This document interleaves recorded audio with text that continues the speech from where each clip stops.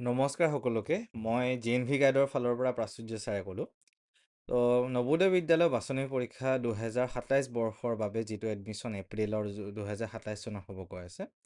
তো তাৰ বাবে বহুতে আমাক কৈ আছিলে যে ছাৰ ফৰ্ম ফিল আপ কেতিয়া হ'ব আৰু প্ৰাইভেট স্কুলৰ পৰা আমি দিব পাৰিমনে নে অকল চৰকাৰী স্কুলে হ'ব লাগিব? কোন ক্লাছত পঢ়ি থাকোঁতে ফৰ্ম ফিল আপ কৰিব পাৰিব?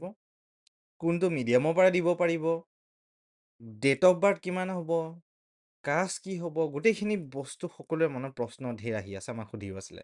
সেইকাৰণে আজিৰ ভিডিঅ'টোত আমি নৱোদয় বিদ্যালয় বাছনি পৰীক্ষা 2027 চনৰ বাবে A to Z গোটেই বস্তুখিনি আপোনালোকক মই জনাম আৰু সকলোৱে যাতে ভিডিঅ'টো আৰম্ভণিৰ পৰা শেষলৈকে ভালকৈ চাই আৰু গোটেই বস্তুখিনি যাতে এবাৰ আপোনালোকে লিখি থৈ দিয়ে লগত বহি কলম লৈ পেলাই লিখি থৈ দিয়ে যে ডেট অফ বাৰ্থ কিমান হ'ব, যে ফৰ্ম ফিল আপৰ ডেটটো কেতিয়া আহিব। এতিয়া মই ক'লোঁ আজি, কালিলৈ আপোনালোকে পাহৰি যাব পাৰে, এতিয়া কোন ডাঙৰ কথা নহয় এইটো বস্তুত। তো সেইবাবে লিখি পেলাই থৈ দিলে আপোনালোকৰ নিজৰে ভাল, নিজৰে সুবিধা। পোনপ্ৰথমতে সকলোকে JNV গাইড আমাৰ চেনেলটো স্বাগতম জনাইছোঁ। যিহেতু নৱোদয় বিদ্যালয় বাছনি পৰীক্ষাৰ বাবে আপোনালোকৰ প্ৰস্তুতি কৰিব আৰম্ভ কৰিছে, বিহু শেষ হ'ল যিহেতু, আৰু এতিয়া বিহুৰ পিছত সকলোৱে পঢ়াত বা নতুন বস্তুখিনি নতুন ক্লাছত যায় ষ্টুডেণ্টে। ক্লাছ 5 পাইছে আপোনালোকৰ ছাত্ৰ ছাত্ৰীসমূহ এতিয়া।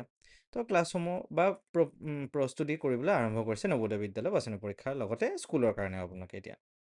তো এতিয়া ক'ব গ'লে আমাৰ নৱোদয় বিদ্যালয় যিটো বাছনি পৰীক্ষা হ'ব সেইটো কোন ক্লাছৰ ষ্টুডেণ্টে দিব পাৰে যদি মই কওঁ, বৰ্তমান 2026 বৰ্ষত এতিয়া এপ্ৰিল মাহত যিসকল ছাত্ৰ ছাত্ৰী ক্লাছ 5ত উঠিছে সেই ছাত্ৰ ছাত্ৰীসকলেহে কিন্তু এই পৰীক্ষাটোত বহিব পাৰিব বা পৰীক্ষাটো দিব পাৰিব। আৰু ছিট পালে এই 5ত পঢ়া ছাত্ৰ ছাত্ৰীসকলে অহা বছৰ এপ্ৰিল মাহত যেতিয়া ক্লাছ 6 পাবগৈ তেতিয়াহে কিন্তু আপোনাৰ ষ্টুডেণ্টজন এডমিশ্যন দিব নৱোদয় বিদ্যালয়ৰ। কেতিয়া, কোনটো ক্লাছত? ক্লাছ 6ত দিবগৈ আপোনাৰ। এতিয়া বহুতৰ মনত প্ৰশ্ন আহিব, মোৰ ষ্টুডেণ্টজন ক্লাছ 6ত আছে, এইবাৰ ক্লাছ 6 পালেগৈ, অহা বছৰ ক্লাছ 7 পাব, কোনোবা কাৰোবাৰ এইবাৰ ক্লাছ 8 পালে, অহা বছৰ এইবাৰ 7 পাইছে, অহা বছৰ 8 পাবগৈ, তেনেকুৱা টাইপত আছে। তো আপোনালোকে দিব এতিয়া নোৱাৰে কিন্তু। বৰ্তমান ক্লাছ 6ৰ যিটো পৰীক্ষা হ'ব সেইটো 5ত পঢ়ি থাকোঁতে ফৰ্ম ফিল আপ কৰি 5ত পৰীক্ষাটো দি 6ত এডমিশ্যন হ'বগৈ, সেইটো এটা বস্তু। দ্বিতীয় বস্তুটো হ'ল ফৰ্ম ফিল আপ কেতিয়া আহিব। 2026 চনৰ জুন মাহ আৰু জুলাই মাহত, এই দুটা মাহত ফৰ্ম ফিল আপটো থাকিব। ফৰ্ম ফিল আপ আপোনালোকে কৰিব পাৰিব। ক'ত কৰিব পাৰিম ফৰ্ম ফিল আপটো? এতিয়া ফৰ্ম ফিল আপটো আপোনালোকে কম্পিউটাৰ দোকানত, computer centre, CSC centre, computer দোকান, নিজৰ ঘৰতে লেপটপত বহি পেলাই আপোনালোকে ফৰ্ম ফিল আপটো কৰি ল'ব পাৰিব। পৰাপক্ষত মোবাইলত নকৰিব, লেপটপ, কম্পিউটাৰ তেনেকুৱা টাইপত বস্তুত কৰিব আপোনালোকে ফৰ্ম ফিল আপটো। এতিয়া আহে যে কোনটো মিডিয়ামৰ পৰা পৰীক্ষাটো দিব পাৰিম। আপোনালোকৰ ষ্টুডেণ্টজন ইংলিছ মিডিয়ামত যদি হয় ইংলিছত দিব পাৰিব, যদি ষ্টুডেণ্টজন অসমীয়াত হয় অসমীয়াত দিব পাৰিব। তাত একো ধৰা বান্ধা নিয়ম বা ধৰা বান্ধা একো ছিষ্টেম নাই বুলি ক'ব পৰা যায় যে এইটো মিডিয়ামত হ'বই লাগিব, এইটো মিডিয়ামৰ পৰা নিদিয়ে, এইটো মিডিয়ামৰ পৰা দিয়ে, তেনেকৈ একো মানে নাই আৰু। এতিয়া ইংলিছত যদি হয় আপোনাৰ ইংলিছত দিব পাৰিব, অসমীয়াত যদি হয় অসমীয়াত দিব পাৰিব, তাত একো প্ৰব্লেম নাই আপোনাৰ এতিয়া। তাৰপিছত আহি যায় যে ডেট অফ বাৰ্থ কি হ'ব। তো মই এবাৰ আপোনালোকক স্ক্ৰীনশ্বটটো ইয়াতে দি দিছোঁ, মই নিজে এবাৰ চাই লৈছোঁ। তো যোৱা বছৰ যিখন নটিচ আহিছিলে, যোৱা বছৰ নৱোদয় ফৰ্ম ফিল আপৰ যিটো নটিচ আহিছিলে, নটিচখনৰ হিচাপত 1 মে 2014 দিছিলে যোৱা বছৰ, আৰু ইফালে শেষৰ ডেটটো দিছিলে 31 জুলাই 2016 দিছিলে। তো এইবাৰ 1 মে 2014 জেগাত এইবাৰ হ'ব 1 মে 2015। স্ক্ৰীনত আপোনালোকে নটিচখন দেখিছে চাগে, 1 মে 2015। এইবছৰ 1 মে 2015 লিখি থৈ দিয়ক লাগিলে আপোনালোকে, 1 মে 2015, আৰু শেষৰ ডেটটো দিব 31 জুলাই 2017। মানে 14 জেগাত 15 কৰিলে, 16 জেগাত 17 কৰি দিলে আপোনাৰ এতিয়া। আৰম্ভণি ডেট 1 মে 2015, শেষৰ ডেট 31 জুলাই 2017। মনত ৰাখিব এইটো বস্তু, 1 মে 2015, 31 জুলাই 2017। ঠিক আছে, সেইটো মই কৈ দিলোঁ এতিয়া। এই দুটা ডেটৰ ভিতৰতে আপোনালোকৰ নৱোদয় বিদ্যালয় বাছনি পৰীক্ষাটো হ'ব গৈ আছে। আৰু এতিয়া আমি আহোঁ যে পৰীক্ষাটোত মিডিয়াম হ'ল কেতিয়া হ'ব পৰীক্ষাটো। পৰীক্ষাটো ডিচেম্বৰ মাহত হ'ব পাৰে বা জানুৱাৰী মাহত হ'ব পাৰে। এতিয়া ডেটটো দি দিয়া নাই। ফৰ্ম ফিল আপটো আমাৰ জুন মাহত আমি গম পাম, যিহেতু ডিচেম্বৰতে হ'ব নে জানুৱাৰীতে হ'ব, আমি জুন মাহত গম পাই যাওঁ সঠিককৈ। ডিচেম্বৰতে হ'ব নে জানুৱাৰীতে হ'ব, সেইটো সঠিককৈ আমি জুন মাহত গম পাই যাম। তেতিয়া আপোনালোকক আমি জনাই দিম যে জুনতে হ'ব নে ডিচেম্বৰতে হ'ব। তাৰপিছত প্ৰাইভেট স্কুলৰ পৰা দিব পাৰিম নে নোৱাৰিম, চৰকাৰী হ'ব লাগিব নেকি, চৰকাৰী স্কুল হ'লেহে পাৰিব নেকি, অমুকে কৈছে তমুকে কৈছে ইয়ে কৈছে ঢেৰ কথা আৰু, যে চৰকাৰী স্কুল হ'লেহে পাৰিম নেকি। নহয় নহয় নহয়, প্ৰাইভেট স্কুলৰ পৰাও আপোনালোকে দিব পাৰিব। খালি আপোনালোকৰ ষ্টুডেণ্টজনৰ যিটো পাৰ্মানেণ্ট এডুকেশ্যন নাম্বাৰ, মই ইয়াতে নামটো লিখি দিছোঁ, লাগিলে এইটো লিখি থৈ দিয়ক, PEN বুলি কয়। যদি বুজি নাই পোৱা আপোনালোকে একো, হেডমাষ্টাৰৰ ওচৰত পাব, ছাৰ বা বাইদেউ যোন হয়। পাৰ্মানেণ্ট এডুকেশ্যন নাম্বাৰটো ক'ত পাম আমি, আপোনালোকৰ হেড ছাৰ বা হেড বাইদেউ বা প্ৰিন্সিপাল ছাৰ বা প্ৰিন্সিপাল মেমৰ ওচৰত আপোনালোকে পাৰ্মানেণ্ট এডুকেশ্যন নাম্বাৰটো পাই যাব। পাৰ্মানেণ্ট এডুকেশ্যন নাম্বাৰটো আপোনালোকৰ হেড ছাৰ বা হেড বাইদেউৰ ওচৰত আপোনালোকে পাব, বা প্ৰিন্সিপাল ছাৰ বা প্ৰিন্সিপাল মেমৰ ওচৰত পাব। আপোনাৰ ষ্টুডেণ্টজনৰ পাৰ্মানেণ্ট এডুকেশ্যন নাম্বাৰটো লাগিব কিন্তু দেই, সেইটো কথা মনত ৰাখিব। পাৰ্মানেণ্ট এডুকেশ্যন নাম্বাৰটো নহ'লে নহ'ব কিন্তু।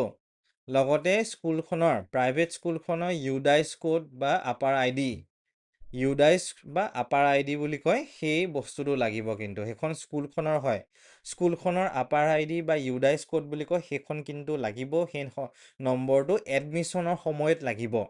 ফৰ্ম ফিল আপ কৰাৰ সময়ত আপোনালোকৰ নালাগে, এডমিশ্যন কৰা সময়ত আপোনালোকৰ ইউডাইচ কোড বা আপাৰ আইডিটো আপোনালোকৰ লাগিব।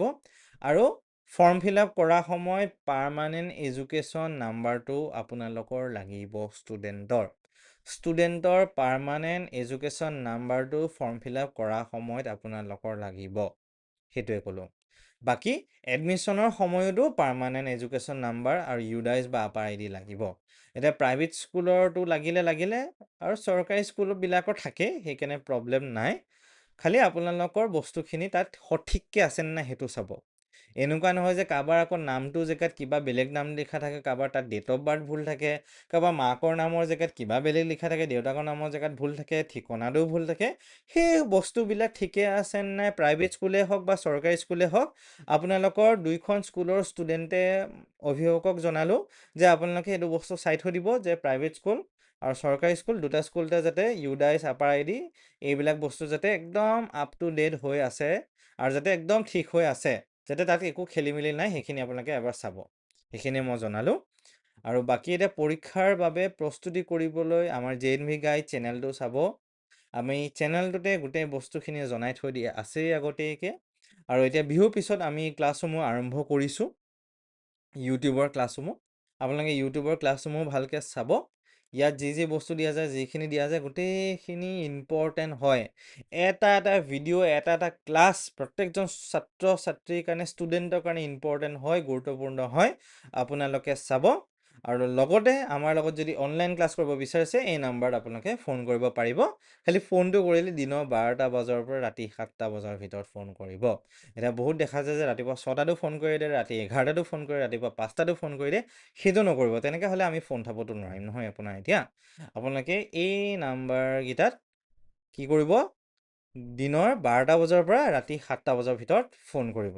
আৰু কিবা যদি ইমাৰ্জেঞ্চি থাকে, হোৱাটছএপটো 24 ঘণ্টা আমাৰ খোলাই থাকে, হোৱাটছএপত মেছেজ কৰিব, আমি ধুনীয়াকৈ ৰিপ্লাই দিম আৰু আমি নিজে আপোনালোকক ফোন কৰিম। সেইখিনি জনালোঁ মই মোৰ ফালৰ পৰা।